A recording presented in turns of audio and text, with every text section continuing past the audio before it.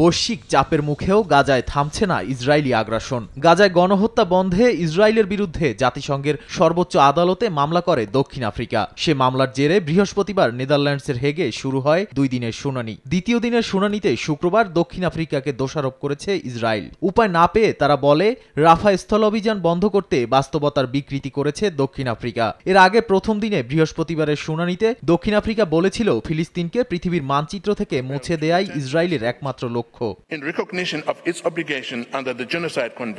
চলতি বছরের জানুয়ারি মাসে আন্তর্জাতিক বিচার আদালত ইসরায়েলের বিরুদ্ধে করা দক্ষিণ আফ্রিকার এই মামলা গ্রহণ করে। যদিও প্রথম থেকেই গাজায় গণহত্যার বিষয়ে অস্বীকার করে আসছে ইসরায়েলিরা। সম্প্রতি দক্ষিণ আফ্রিকা আদালতে আরও একটি আবেদন করে। এতে বলা হয়, গাজায় ত্রাণকর্মী, সাংবাদিক এবং পরিদর্শকদের অবাধে প্রবেশ করতে দিতে হবে।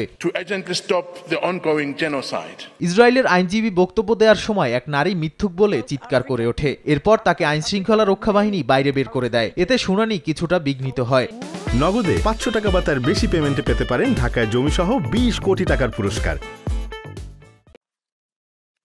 শুনানিতে দক্ষিণ আফ্রিকার আইনজীবী জানান, রাফায় মুহুর্মুহুর হামলাই দক্ষিণ আফ্রিকাকে আদালতে নিয়ে এসেছে। তবে এখন ফিলিস্তিন ভূখণ্ড, এর জাতীয়তা এবং সাধারণ বাসিন্দাদের রক্ষায় অবশ্যই নির্দেশ দেবেন আদালত। এ ঘটনার পরপরে ইসরায়েলি পররাষ্ট্রমন্ত্রী এক্সে পোস্ট করে আইসিজেকে লক্ষ্য করে বলেন, দক্ষিণ আফ্রিকার মামলা খারিজ করা হোক, এতে আদালতের অপব্যবহার বন্ধ হবে।